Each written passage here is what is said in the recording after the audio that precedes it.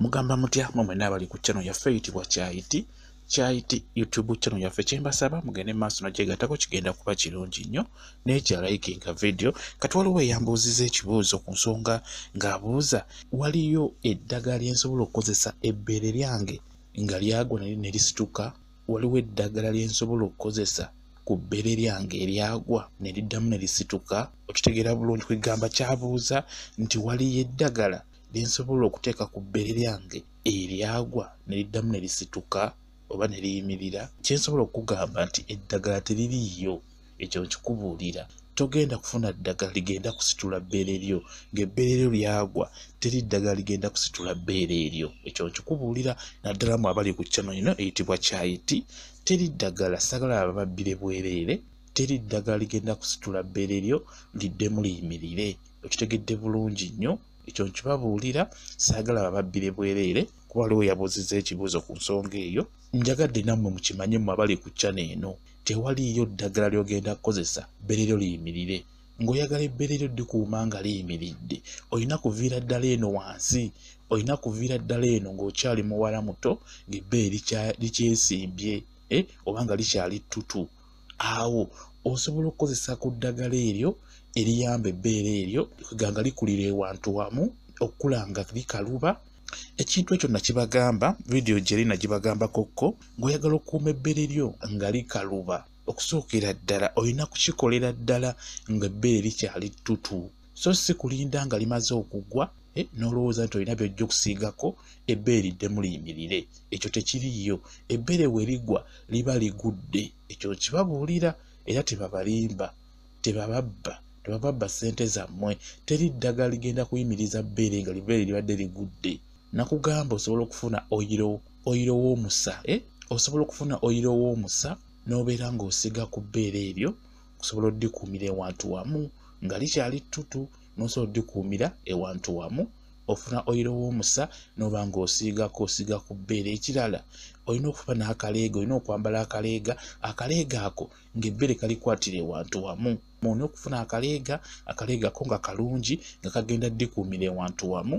Ekintu ekirala exercise, okitegeera bulungi nnyo, ndi ku ggwe ng'ebbeere lyo likyali ttutu ng'oyagala oddikuumira awe, olina oddikola exercise oba olina oddiwa exercise. Exercise eyo ey'okwebaka wansi, so okwebakawo kya bugazi. Omala okwebakawo wansi, situla emikono, gisitule gyonna ebiri omulundi gumu. Gyebase wansi oddemu ogisitule emikono, obeera okola exercise ey'ebbeere okulizza waggulu.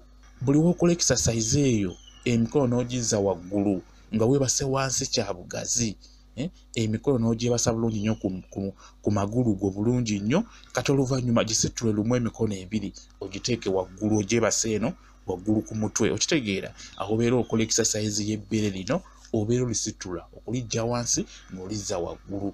Eyo gye bayita exercise y'amabeere.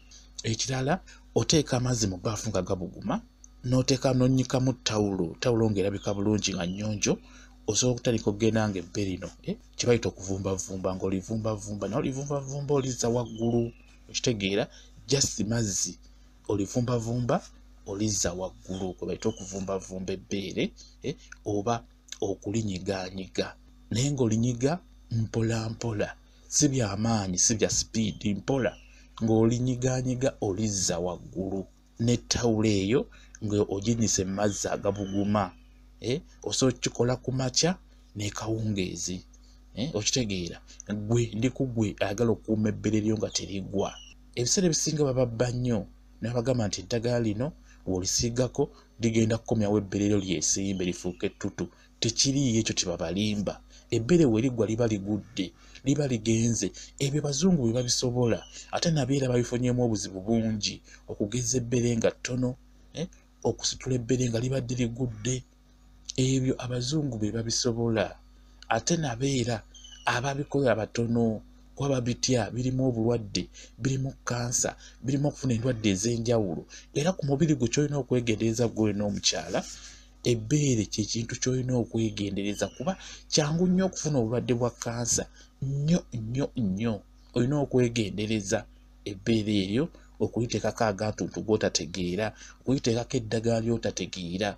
okitegeera kansuubira okitegedde bulungi nnyo naddala ggwe ebadde abuuza njagala obyawulemu ebintu ebyo byenjogedde gw'alina obikozesa olina okubeera ng'ebbere lyo likyali ttutu nga terinnagwa yegwe alina okukozesa ebintu ebyo byenjogedde naye gwe ng'ebbere lyo lyagwa gwe biveeko kimanye nti ebyakola ki lyagwa okujja ng'oyagala ddikalubyamu osobola okukozesaako oyiro oyo n'osiigako tekirina buzibu naye okugamba mbu njagala nsiigeeko liddemu libeere ettutu tekiri ekyo nkikubuulira kansuubira okitegedde bulungi nnyo gwe yabadde abuuza ku nsonga eyo teri ddagala ligenda kusitula bbere lyo ng'ebbere lyo lyagwa ebyo byenjogedde bigenda kuyamba oyo akyali omwana omuto akyalina ebbere nga likyali ttutu bwe kityo bwe kiri bigenda kuyamba nnyo omuntu oyo nga ebbere lye likyayimiridde naddala abo abaana abato abavubuka esinga n'aba yeefuddeko ebbere terijja kumala gaggwa